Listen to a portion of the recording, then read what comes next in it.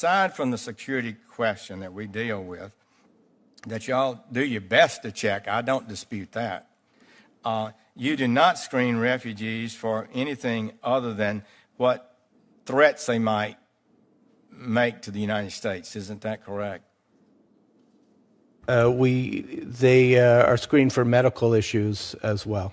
So I just want to discuss this a little bit. And so I think the American people and all of us need to think about it as we go forward with a rational immigration policy. Do you take into consideration the applicants' proficiency or lack of it in English, or even their literacy with regard to the country from which they come?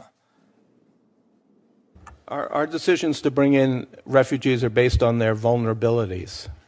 So you don't consider whether or not they read and write English and or their own language? No, it's their vulnerabilities. And neither do you consider level of education or unique job skills? No, but I have to say that we receive many refugees with a high level of education, particularly from the Middle East. What about, do you make any inquiry about practices that we reject in the United States, like female genital mutilation? Do you say, do you believe in that? And when you come to the United States, will you comply with the laws of the United States on that kind of question? On all questions, we make it clear to refugees that we're a nation of laws and that they need to comply with our laws. But you don't ask them if they would comply with that law. I can't answer that question. I don't know. Because we had 27 honor killings last year in the United States, according to DOJ. Do you ask if you adhere to the practice of honor killings for people who violate certain religious codes before admitting into the United States? I'm not sure those honor killings took place among the resettled refugee community in the United States.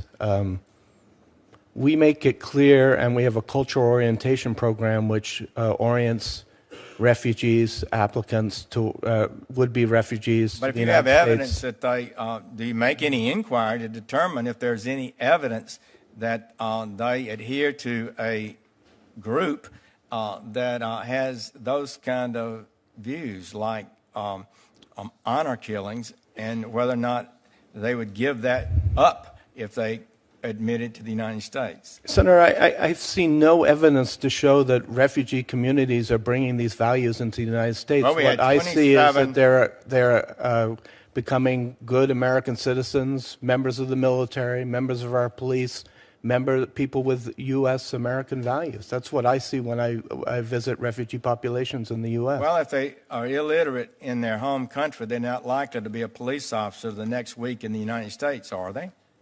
And with regard to honor killings, you have evidence that 27 people were killed in the United States for honor killings, according to a DOJ report. I have no evidence that there were any honor killings among the refugee population resettled in the U.S., sir. Well, it's from the same cultural background, and I would say. Well, our refugees certainly have evidence that they've been charged, at least 40, with terrorist acts. So you're not perfect in your admission, I have to admit. So, Mr. Chairman, my time's up. I'm sorry. I am the chairman of this hearing. All right. Senator Klobuchar, we're delighted to have